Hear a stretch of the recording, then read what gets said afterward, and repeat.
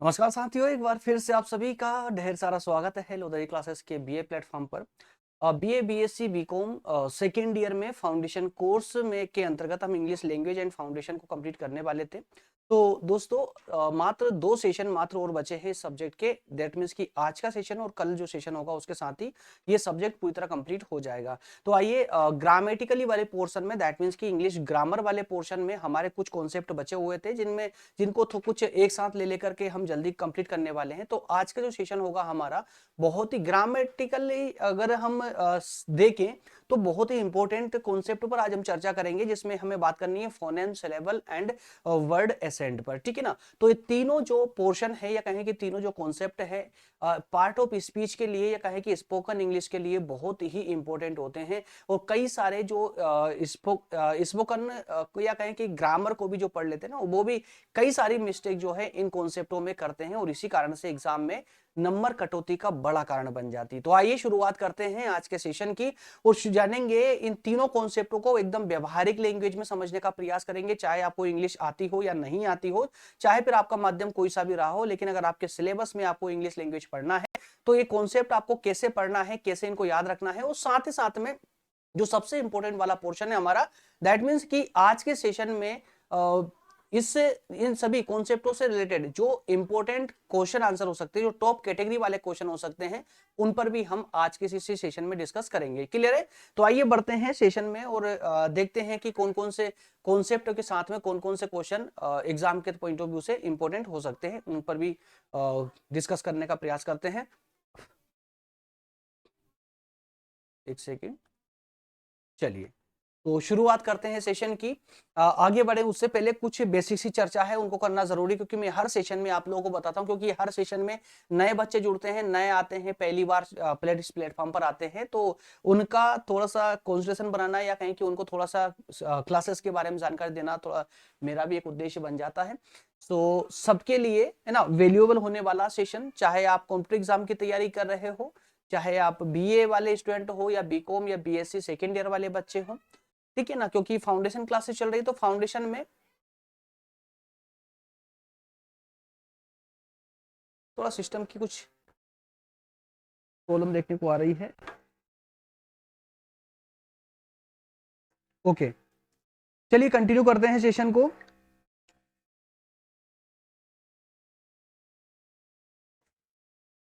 दोस्तों, इस लोधाजी क्लासेस जो प्लेटफॉर्म आप देख रहे हैं, अभी सेशन जिस प्लेटफॉर्म पर देख रहे हैं, यूट्यूब प्लेटफॉर्म पर, यहाँ पर सिर्फ फाउंडेशन कोर्स ही नहीं बल्कि इसके अलावा जो आपके मुख्य विषय हैं, जैसे major, minor, open elective, vocational आदि आदि सब्जेक्ट, ये सब भी पढ़ाए जाते हैं। तो मैं अभी तक 60 से ज्यादा सब्जेक्ट इस प्लेटफॉर्म पर पढ़ा चुका हूँ। आप चाहें तो प्लेलिस्ट में जाकर के वो सारे सब्जेक्ट देख सकते हैं। जो भी आपका सब्जेक्ट है उसे आप पूरे क्रम से चैप्टर वाइज चैप्टर पढ़ सकते हैं विद क्लास नोट्स। इसके अलावा प्रज्ञान इनसाइड एकेडमी एक नया यूट्यूब चैनल है, फिर से रिपीट कर रहा हूं नाम यूट्यूब चैनल का, प्रज्ञान इनसाइड एकेडमी। यहाँ पर मैं आपको कॉम्पिटेटिव एग्जाम की तैयारी करवा रहा हूँ। यदि आप में से कोई भी छात्र कॉम्पिटेटिव एग्जाम की तैयारी के लिए अच्छा सा चैनल सर्च कर रहे हैं जो फ्री ऑफ कॉस्ट भी हो और बेहतर कंटेंट के साथ में आपको गाइड कर रहा हो, तो ऐसा ही एक चैनल है प्रज्ञान इनसाइड एकेडमी, जहां मेरे द्वारा ही इस चैनल को ऑपरेट किया जा रहा है। तो आप चाहें तो इसको विजिट कर सकते हैं। जाने के लिए आप इस लेक्चर की डिस्क्रिप्शन में चले जाइए, वहां पर भी आपको लिंक मिल जाएगी इस प्लेटफॉर्म की। और इसके अलावा आप YouTube पर डायरेक्ट भी सर्च कर सकते हैं प्रज्ञान इनसाइड एकेडमी, तो आपको सामने वो चैनल आकर आ जाएगा, तो वहां पर डेमो लीजिएगा। वहां पर कई सारी क्लासेस में अपलोड कर चुका हूं और अभी इंडियन कॉन्स्टिट्यूशन की अभी क्लासेस अभी स्टार्ट की है। तो आई थिंक कि 5 या 6 लेक्चर ही अभी हुए हैं इंडियन कॉन्स्टिट्यूशन में, आप चाहे तो उसको कंटिन्यू कर सकते हैं। इसके अलावा फाउंडेशन कोर्स की कुछ स्पेशल PDF नोट्स है जो अभी आप पढ़ रहे हैं, वो भी इसमें इंक्लूड है। तो हिंदी, इंग्लिश, उद्यमिता विकास और महिला सशक्तिकरण, ये 4 सब्जेक्ट आपके फाउंडेशन में इंक्लूड किए गए हैं। चारों की ही PDF notes, special PDF notes available है। आप चाहें तो इसको ले सकते हैं। इसके लिए एक छोटा सा सब्सक्रिप्शन अमाउंट पे करना होता है, 149 रुपए। इसके साथ में आपको चारों ही नोट्स जो है PDF के रूप में आपको व्हाट्सएप पर लिंक के रूप में प्राप्त हो जाती है। ठीक है ना। तो इस पेज का स्क्रीनशॉट लेकर के आप हमें दिए गए नंबर पर व्हाट्सएप कर दीजिए। बाकी सारी प्रोसेस आपको व्हाट्सएप पर समझा दी जाएगी, वहां पर बहुत इजी प्रोसेस है, आपको आसानी से नोट्स मिल जाएगी। क्लियर है? चलिए, तो अब फाइनली हम आ चुके हैं अपने सेशन में और अब ये देखेंगे कि आज के इस पूरे सेशन में हमें पढ़ना क्या क्या होता है, दैट मीन्स कि टेबल ऑफ कंटेंट में क्या क्या है आज। तो यहाँ पर दोस्तों हम कुछ पॉइंटों के माध्यम से आज का सेशन क्लियर कंप्लीट करेंगे, जिसमें सबसे पहले 5 पॉइंटों पर हम डिस्कस करने वाले, जिसमें सबसे पहले हम बात करेंगे व्हाट इज फोनेम, ये फोनेम होता क्या है। क्लियर है, फोनेम होता क्या है। उसके बाद में बात करेंगे सिलेबल क्या होता है, और फिर बात करेंगे वर्ड एसेंट क्या होता है। तो जो मैंने स्टार्टिंग में आप लोगों से कहा था ना कि फोनेम, सिलेबल और वर्ड एसेंट जो ग्रामर के अंतर्गत एक महत्वपूर्ण जो है अपनी भागीदारी निभाते हैं, महत्वपूर्ण कॉन्सेप्ट होने के साथ साथ में एग्जाम में यहां से कई सारे प्रश्न भी पूछे जाते हैं। तो इसके लिए सबसे पहले जरूरी है कि हम इन तीनों कॉन्सेप्टों को बहुत बेहतर तरीके से समझ लें, आसान भाषा में और व्यवहारिक रूप से समझ लें। उसके बाद में हम पॉइंट नंबर 4 में देखेंगे इन तीनों का इंपॉर्टेंस क्या है, जी हाँ, इन तीनों का महत्व क्या है। और लास्ट में हम देखने वाले हैं टॉप 10 ऑब्जेक्टिव टाइप क्वेश्चन, और ये 10 जो क्वेश्चन देखने वाले हैं आप, ये इन तीनों ही कॉन्सेप्टों से संबंधित होंगे, जैसा कि एग्जाम में पूछा जाता है। क्लियर हुआ। तो आइए इन सभी को पर्टिकुलरली एक एक करके डिस्कस करना स्टार्ट करते हैं। सबसे पहले हम देखेंगे व्हाट इज ए फोनेम, क्या होता है ये फोनेम क्या होता है। इसकी हेडिंग मैंने स्टार्टिंग में दे रखी है, कंफ्यूज होने की जरूरत नहीं है। जैसा मैंने आपको स्टार्टिंग में बताया, थोड़ा आज सिस्टम थोड़ा परेशान कर सकता है हम लोगों को, बीच बीच में 2-5 सेकंड के लिए थोड़ा रुक सकता है ये, है ना। चलिए, तो ये हेडिंग है what is a phoneme, phoneme क्या होता है, तो इसको बेहतर तरीके से समझना। तो उसके लिए ना देखिए दोस्तों, टर्म बहुत ज्यादा डिफिकल्ट नहीं है, टर्म बहुत इजी है। जरूरत है सिर्फ उसको फोकस्ड होकर के सिर्फ समझने की। अगर एक बार बेहतर अंडरस्टैंडिंग आपने कॉन्सेप्ट पर बना ली ना, तो जिंदगी में फिर कभी भूल नहीं पाओगे, और उससे रिलेटेड चाहे कहीं से भी क्वेश्चन उठा करके दे दे एग्जामिनर, आप आसानी से उस क्वेश्चन को फोड़ दोगे। चलिए, तो सबसे पहले तो हम बात करते हैं फोनेम होता क्या है। तो इसको पहले तो हम जो थ्योरेटिकल लैंग्वेज में छाप करके लाया हूं बोर्ड पे, इसको पढ़ लेते हैं। उसके बाद अपनी भाषा में भी इस पर चर्चा करेंगे। क्या लिखा गया है कि a phoneme is the smallest unit of sound in a language that can change the meaning of a word. क्या कह रही है लाइन, क्या बोलती है कि फोनेम जो है ना, एक साउंड की एक ऐसी छोटी सी यूनिट है। क्या कहा कि फोनेम, फोनेम जो वर्ड हम देख रहे हैं, ये कुछ और नहीं बल्कि साउंड की, मतलब जो हम बोल रहे हैं, बोलते हैं ना, उस ध्वनि की, उस साउंड की एक छोटी सी एक ऐसी यूनिट है, जिसमें अगर हम परिवर्तन कर दें तो वो उस शब्द का मतलब ही बदल सकती है। एग्जैक्टली क्या कहा गया है कि फोनेम, फोनेम हमारे साउंड की, हमारी ध्वनि की, जो हम बोलते हैं, जब बोलने पर जो किसी शब्द को बोलने पर जो आवाज निकलती है, जो ध्वनि निकलती है, जो साउंड निकलता है, उस साउंड की एक छोटी सी यूनिट है। वो कंप्लीट साउंड नहीं है, पूरा साउंड नहीं है, बल्कि उसकी भी एक छोटी सी यूनिट है। और उस यूनिट में अगर हम चेंज कर दें, उसमें अगर हम चेंज कर दें, तो जो वर्ड, जो शब्द हम बोल रहे हैं, उस शब्द के अर्थ का अनर्थ करने में देर नहीं लगेगी। क्लियर है। तो इसीलिए कहा गया है कि फोनेम, फोनेम में अगर कोई गलती करता है स्पीकिंग के टाइम पे, बोलते समय में, तो या तो वो शब्द कंफ्यूजन का शिकार बन जाएगा, या फिर वो वर्ड ही पूरी तरह गलत हो जाएगा। अच्छा, समझ नहीं आ रहा, थोड़ा सा एग्जाम्पल लेकर के समझने की कोशिश करते हैं। देखिए, एग्जाम्पल भी दिया गया है। यहां पर एक शब्द लिया है मैंने, PAT, पैट। क्या लिया है? PAT, PAT. ठीक है। तो जब हमने पैट बोला और एक शब्द और लेते साथ में, ताकि कंफ्यूजन समझ आए, है ना, चेंज करने वाली। तो अगर मैंने पी के स्थान पर बी बोल दिया, एक शब्द है PAT, पैट, और एक शब्द लिया BAT, बैट। ठीक है। तो पैट और बैट दो शब्द हमने लिए हैं। अब यहां पर एक स्मॉलेस्ट साउंड आ रहा है, कौन सा? पी और बी का। पहले शब्द में पी का और दूसरे शब्द में बी का। अब अगर मैं पैट के स्थान पर, पी के स्थान पर अगर बा बोल दूं, थोड़ा सा स्मॉल चेंज कर दिया, एक स्मॉल यूनिट है ना ये साउंड की, स्मॉल यूनिट, छोटा सा हिस्सा साउंड का, पूरा शब्द क्या है? पैट। अब पेट में से पहला वर्ड लिया मैंने पी, साउंड का एक पहली यूनिट। तो पहली यूनिट में अगर मैं कोई चेंजेस कर देता हूं, पी को अगर बी बोल देता हूं, तो बताइए क्या शब्द का वही अर्थ रहा या शब्द का अर्थ बदल गया? तो आप कहेंगे बिल्कुल बदल जाएगा। ठीक है ना।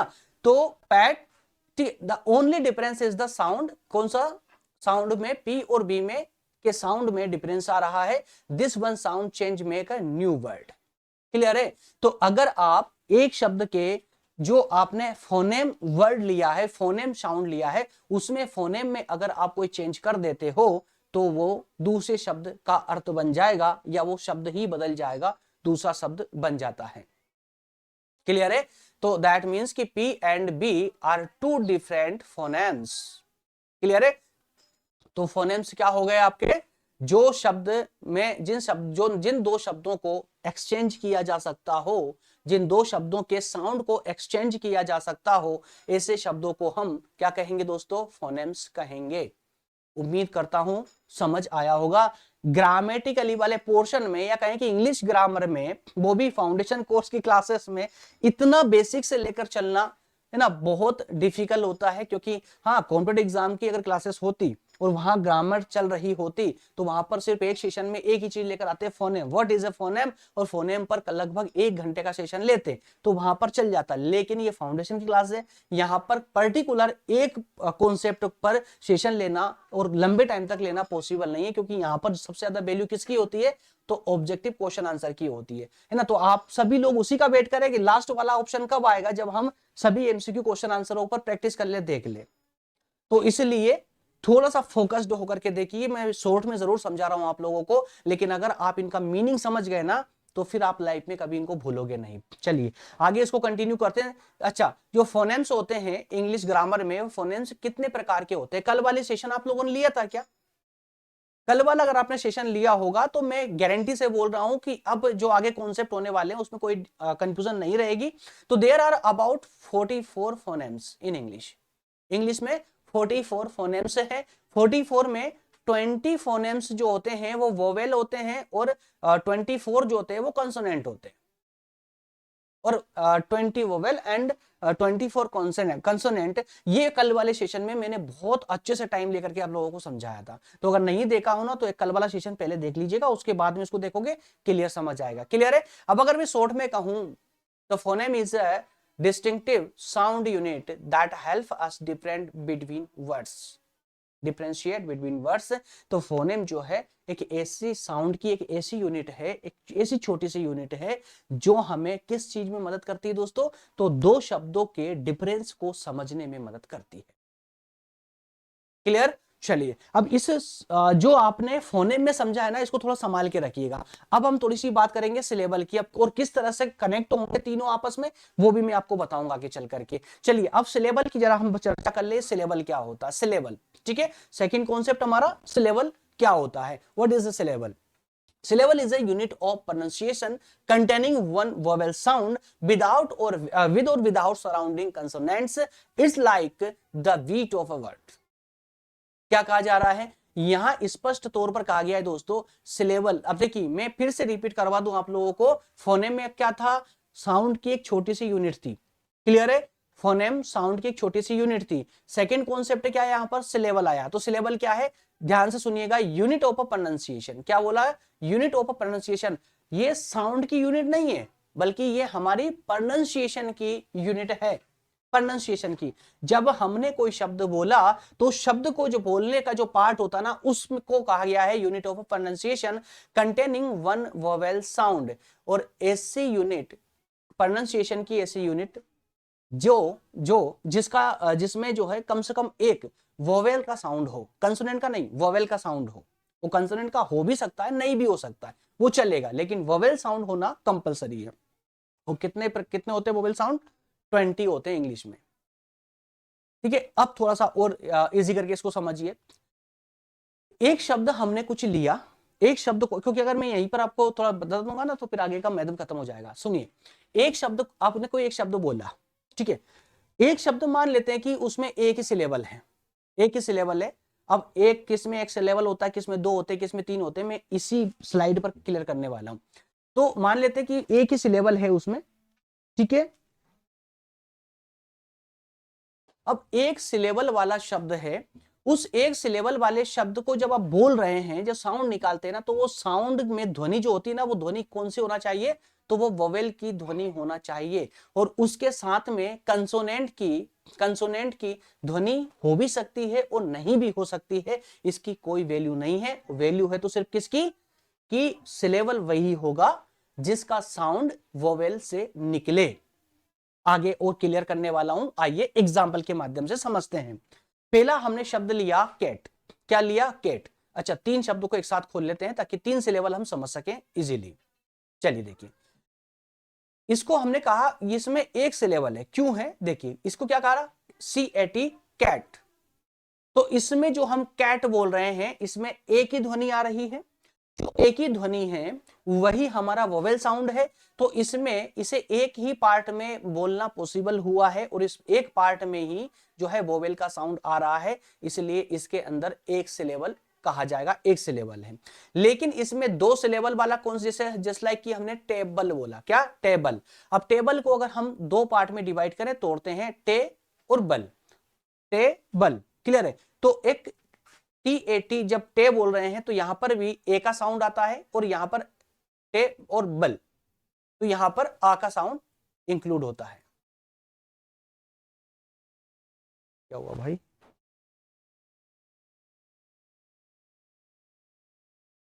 अच्छा, ये भी होगा रह गया, इट्स ओके। तो टेबल, इसमें 2 सिलेबल आपको देखने को मिलेंगे और उसी तरह से जो आपका तीसरा वाला जो पार्ट है, तीसरा वर्ड है ब्यूटीफुल, इस ब्यूटीफुल में आपको 3 सिलेबल देखने को मिलेंगे, ब्यूटी और फुल, ठीक है। तो ये जो हम साउंड को डिवाइड कर रहे हैं ना, जो साउंड को डिवाइड करके अलग अलग पोर्शन में डाल रहे हैं, लेकिन आप ध्यान से देखेंगे तो हर एक पोर्शन को जिसको हमने डिवाइड किया है, तोड़ा है, उस हर पोर्शन में आपको वोवेल साउंड नजर आएगा। बोलते टाइम शुरुआत किससे होगी? उसके वोवेल साउंड से होगी। उसमें कंसोनेंट हो भी सकता है और नहीं भी हो सकता है, ठीक है। लेकिन जब हमने जो इसका सिलेबल पढ़ते समय जो हमने देखिए, सिलेबल में आप इजीली याद रखिए, देखिए जब भी आप किसी वर्ड को एक्सप्रेस करते हो ना, किसी वर्ड को एक्सप्रेस करते हो, तो उसको बोलते टाइम ये देखिए कि इसमें वोवेल का साउंड कितनी बार आ रहा है। ये मैं इससे हटके बता रहा हूं आपको, वोवेल का साउंड कितनी बार आ रहा है। अगर कोई बड़ा वर्ड है तो वोवेल का साउंड बार बार रिपीट हो रहा है, तो जहां से रिपीट हो रहा है ना, वहीं से आप उस वर्ड को तोड़ सकते हो और इजीली बता सकते हो कि इसमें कितने वोवेल है, दैट मींस कितने सिलेबल है।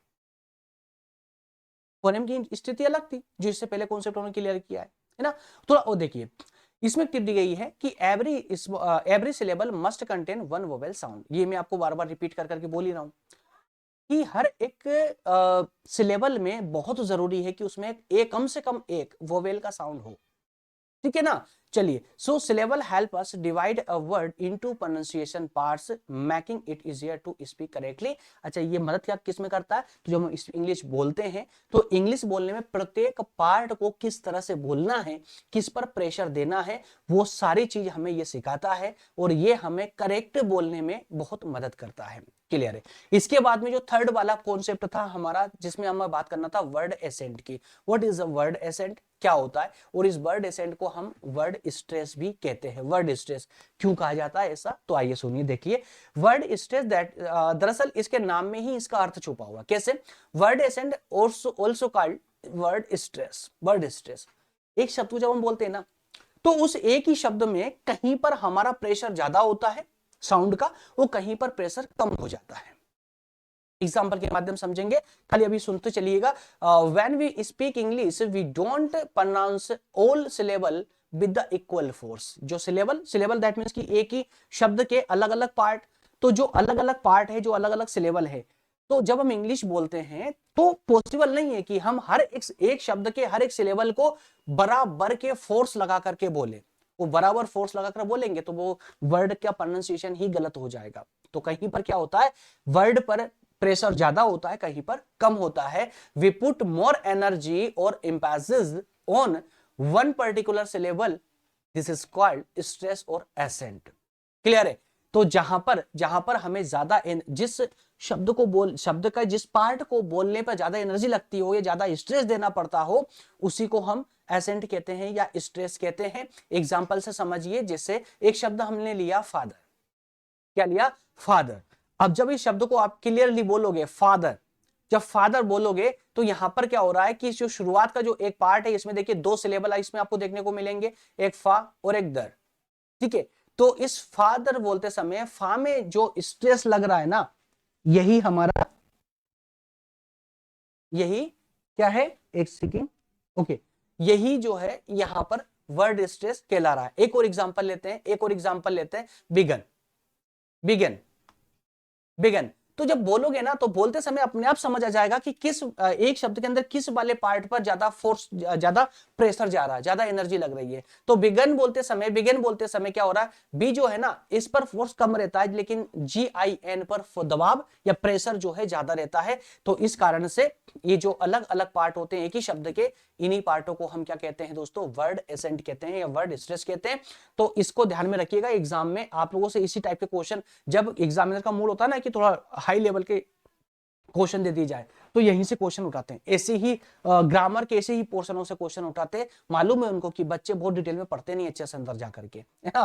तो उस चीज की गलती, आपकी गलती का फायदा या आपकी कमजोरी का फायदा एग्जामिनर ना उठा पाए, इसके लिए जो सेशन हमें पूरा कंप्लीट लेके आ रहा हूं ना, उसको शुरू से लेकर एंड तक जरूर देखा करें, क्योंकि मैं यहाँ पर एक ग्रामर का एक भी पार्ट, एक भी पोर्शन नहीं छोड़ रहा हूँ, हर एक को कवर करते हुए चल रहा हूँ। चलिए आइए कंटिन्यू करते हैं। When we stress the wrong syllable the word can sound unnatural और इवन कंफ्यूजिंग।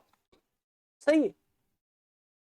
अब जैसे फादर है, अब फादर को अगर दोनों सिलेबल को अगर हम बराबर के फोर्सेस में बोलेंगे तो क्या होगा, या तो वो शब्द का जो सुनने में ही थोड़ा सा वल्गर सा लगेगा, है ना, अननेचुरल लगेगा, या कंफ्यूज करेगा सामने वाले को। क्लियर है। तो जो जिस पर दबाव ज्यादा देना है उस पर दबाव ज्यादा देने की जरूरत है, जहां पर कम देना है कम जाएगा। तो इसी को हम यहाँ कह सकते हैं वर्ड एसेंट या वर्ड स्ट्रेस, इसको ध्यान में रखिएगा। So correct word accent is a very important in spoken English and phonetics.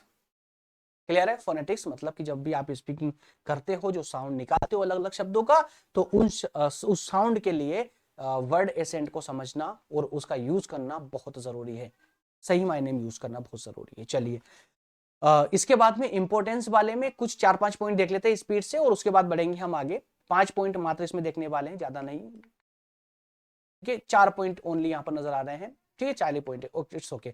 देखिए फर्स्ट में क्या है, they help in correct pronunciation. तो ये हमारे प्रोनाउंसिएशन में काफी हेल्प करता है। क्या हो रहा है यार आज इसमें, प्रोनाउंसिएशन में ये मदद करता है। वैसे तो देखिए जिनका सब्जेक्टिव एग्जाम होगा ना उनके लिए इंपॉर्टेंस आवश्यक है, बाकी ऑब्जेक्टिव वाले जो फाउंडेशन में जो आप पढ़ रहे हैं तो उनके लिए इंपॉर्टेंस वाला ये पोर्शन कोई जरूरी नहीं है। कम्युनिकेशन क्लियर होता है, नेचुरल जो वर्ड्स होते हैं उनका यूज हम कर पाते हैं, फोनेटिक ट्रांसक्रिप्शन में इनकी आवश्यकता पड़ती है, एसेंट ट्रेनिंग या लिंग्विस्टिक स्टडी के लिए इनकी आवश्यकता लगती है। तो कुल मिलाकर अगर मैं कहूँ ना तो इंग्लिश ग्रामर में फोनेम, सिलेबल और एसेंट, वर्ड एसेंट तीनों का ही बराबर का हिस्सा है, बराबर का ही महत्व है। क्लियर है। चलिए अब फटाक से बढ़ते हैं हमारे सबसे महत्वपूर्ण पोर्शन की ओर, जिसमें हमें बात करनी है top 10 MCQ question answer which must be related with all 3 words, जो हमने अभी अभी क्लियर किए हैं। चलिए फर्स्ट क्वेश्चन लेते हैं, what is the smallest unit of sound in English. Smallest unit of sound, sound की छोटी सी यूनिट कौन सी है इंग्लिश के अंतर्गत। सबसे पहले मैंने आपको वही बताया था, क्या है, वर्ड है, सिलेबल है, फोनेम है या एसेंट है। क्या है दोस्तों, ऑप्शन आपका यहां पर जो है सी क्लियर हो जाएगा, फोनेम। सबसे पहले आपने क्या पढ़ा था, फोनेम ही पढ़ा था आज वाले सेशन में, ठीक है। तो फोनेम ही क्या है, स्मॉलेस्ट यूनिट है, किसकी, साउंड की, ध्वनि की सबसे छोटी इकाई। नेक्स्ट क्वेश्चन है, how many phonemes are there in English language approximately. तो इंग्लिश लैंग्वेज में कितने फोनेम्स होते हैं, ये भी मैं आपको सेशन में लास्ट वाले में बता चुका हूं। तो 44 फोनेम्स आर, इनमें से कितने 20 वोवेल होते हैं और 24 कंसोनेंट होते हैं। याद है ना आप लोगों को, तो ऑप्शन बी यहां पर सही हो जाएगा। चलिए नेक्स्ट क्वेश्चन लेते हैं। नेक्स्ट क्वेश्चन है, a syllable must contain least one, क्या कहा, a syllable must contain at least one, क्या, अरे जो सिलेबल है उसमें कम से कम एक क्या होना चाहिए, वोवेल होना चाहिए। सही है ना, वोवेल्स का साउंड होना चाहिए, तभी वो सिलेबल कहलाएगा। सही है, नहीं तो आप एक शब्द को कितनी हिस्सों में तोड़ दोगे, अक्षरों के माध्यम से तोड़ दोगे, ऐसा पॉसिबल नहीं है। बल्कि उसमें वोवेल का साउंड होना कंपलसरी है। क्या होना चाहिए, वोवेल का साउंड होना चाहिए, इसलिए यहां पर ऑप्शन बी करेक्ट हो जाएगा आपका यहां पर। क्लियर। नेक्स्ट क्वेश्चन है, the word table, the word table, इसको हमने एग्जांपल में लिया था ना, table has how many syllable, इस टेबल में कितने सिलेबल है, टेबल में, टेबल वर्ड में कितने सिलेबल है, टी ए, टे, और एक आता है बल, टेबल। ये दो वर्ड यहां पर, क्योंकि दोनों में ही वोवेल के साउंड अवेलेबल है। क्लियर है, तो इसमें को एक सिलेबल और ये दूसरा सिलेबल, इसका मतलब 2 सिलेबल यहाँ पर मौजूद है। ऑप्शन बी यहाँ करेक्ट हो जाएगा। चलिए नेक्स्ट क्वेश्चन लेते हैं। अगला क्वेश्चन है in the word father stress is on which syllable. पूछा गया है कि जो फादर वर्ड है, इस फादर शब्द में वर्ड एसेंट आपने पढ़ा था ना, या वर्ड स्ट्रेस आपने पढ़ा था, लास्ट वाला है ना, लास्ट वाला ऑप्शन कॉन्सेप्ट। तो उसमें पूछा गया कि फादर वाले वर्ड शब्द में किस सिलेबल पर स्ट्रेस दिया गया है। तो एफ ए फा पर, बोलिए फादर। तो फा पर जब फा बोल रहे हैं हम तो वहां पर स्ट्रेस ज्यादा है, इसलिए कौन सा फर्स्ट वाले सिलेबल पर हम ज्यादा स्ट्रेस दे रहे हैं, इसलिए ऑप्शन ए करेक्ट हो जाएगा। नेक्स्ट क्वेश्चन है the difference between pat and bat is due to phoneme. Due to phoneme. अगर पेट और बेट में कोई डिफरेंस है तो किसके कारण है? फोनेम के कारण है। किसके कारण दोस्तों? फोनेम के कारण। फोनेम क्या होता है? शुरुआत का जो शब्द होता है उसमें साउंड है ना, शब्द का साउंड होता है, उस साउंड में थोड़ा सा हम चेंजेस कर देंगे तो उसका अर्थ बदल जाएगा। और ऐसे अर्थ, दो अलग अलग शब्द जो होते हैं जिन दोनों के अलग अलग अर्थ निकलते हो, ऐसे को ही हम क्या कहते हैं? फोनेम कहते हैं। ऑप्शन सी करेक्ट हो जाएगा। नेक्स्ट क्वेश्चन है the stressed syllable. Stressed syllable, क्या बात है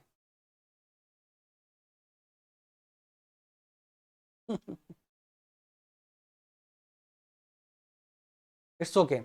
तो क्वेश्चन नंबर 7 है, आंसर ऑलरेडी आ चुका। मैं क्या कर सकता हूँ यार इसमें, सिस्टम आज मैंने बताया ना आप लोगों को कुछ ज्यादा ही परेशान कर रहा है, थोड़ा हैंग कर रहा है, स्मूथ नहीं चल रहा। कुल मिलाकर के हैंग भी नहीं हो रहा बट स्मूथ नहीं चल रहा है, बीच बीच में थोड़ा 2-5-10 सेकंड रुकने की इसकी थोड़ी सी आज हैबिट हो गई है। It's okay. The stressed syllable in a word is pronunciated with more. क्या कहा गया है? पेन लेते हैं, हर एक क्वेश्चन को जस्ट समझ चलिएगा। द स्ट्रेस्ड सिलेबल, जिस सिलेबल पर स्ट्रेस दिया गया है किसी शब्द में ना, in word, is pronounced with more force के साथ में, स्पीड, रुक करके या टोन के साथ में। तो दोस्तों किसी शब्द के सिलेबल पर जब ज्यादा फोर्स दिया जाता है, जैसे फादर वाले शब्द में एफ ए फा पर हम प्रेशर दे रहे थे, स्ट्रेस दे रहे थे, तो उसमें हमें ज्यादा एनर्जी की आवश्यकता होती है, ज्यादा फोर्स लगाने की आवश्यकता होती है, इसलिए ऑप्शन यहां पर ए करेक्ट होगा। नेक्स्ट क्वेश्चन है the word beautiful has how many syllable. तो ये तो मैं क्लास में ही बता चुका हूं, इसमें 3 सिलेबल है। ऑप्शन बी यहां पर करेक्ट हो जाएगा, बार बार समझाने की जरूरत है नहीं है, आपने शुरुआत से सेशन देखा तो कंफ्यूजन नहीं रहेगी। नेक्स्ट है वर्ड एसेंट हेल्प इन। जो वर्ड एसेंट होता है वो किस चीज में हमको हेल्प करता है? राइटिंग स्किल्स में हेल्प करता है, या करेक्ट प्रोनाउंसिएशन में, वोकेबलरी में, या ग्रामर में, किस में?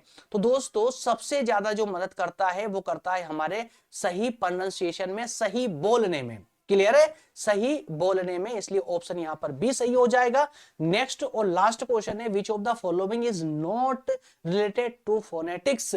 फोनेटिक्स से संबंधित इन चारों में से कौन सा नहीं है? फोनेटिक्स जो पिछला सेशन, इससे पहले वाला सेशन हुआ था उसमें हमने बात की थी फोनेटिक्स की। तो फोनेम, सिलेबल, एसेंट या पैराग्राफ, कौन सा फोनेटिक्स से अगर कोई रिलेटेड नहीं है तो वो सही आंसर होगा आपका पैराग्राफ, दैट मींस डी। जी हाँ, फोनेम, सिलेबल और वर्ड एसेंट, ये तीनों ही संबंधित है फोनेटिक्स से, मतलब साउंड से। तीनों साउंड के आधार पर बने हुए हैं। क्लियर है? चलिए उम्मीद करता हूं जो सेशन मैंने आज लिया है, जिसमें 3 कॉन्सेप्ट पर हमने चर्चा की है। पहले सबसे पहले फोनेम समझा, उसके बाद सिलेबल समझा, उसके बाद वर्ड एसेंट समझा। तीनों पर ही कोई डाउट नहीं होगा। डाउट हो तो बिल्कुल आप मुझे कमेंट सेक्शन के माध्यम से कमेंट करके बता सकते हैं। इसके अलावा मैंने आप लोगों को टॉप 10 एमसीक्यू क्वेश्चन आंसर भी बताए हैं, उनसे संबंधित आपको कोई इश्यू हो तो भी आप मुझे जो है यहाँ पर कमेंट कर सकते हो। नेक्स्ट और लास्ट जो सेशन होगा उसमें हम बात करेंगे इनोटेशन एंड वॉइस मॉड्यूलेशन की। क्लियर है? इनोटेशन एंड वॉइस मॉड्यूलेशन के अंतर्गत जो है कंप्लीट सेशन को एक ही सेशन में कवर कर लेंगे। ये आपके फाउंडेशन कोर्स की नोट्स है, चारों ही नोट्स अवेलेबल है एक छोटे से सब्सक्रिप्शन अमाउंट पर, 149 रुपए के अमाउंट पर। आप चाहे तो इसको ले सकते हैं। ये नंबर दिए गए, इस नंबर पर आप व्हाट्सअप कर दीजिए, इस पेज का स्क्रीनशॉट लेकर के आपको कंप्लीटली वहां पर बता दी जाएगा किस प्रकार से सब्सक्रिप्शन मिलेगा, कैसे नोट्स मिलेंगे। ओके फ्रेंड्स, मिलेंगे नेक्स्ट सेशन में। सेशन अगर आपको अच्छा लगा है ना, यदि आपके लिए हेल्पफुल है तो बेल आइकन को और लाइक बटन को जरूर हिट कर दे। इसके अलावा चैनल पर नए हैं, पहली बार सेशन पर आए हैं तो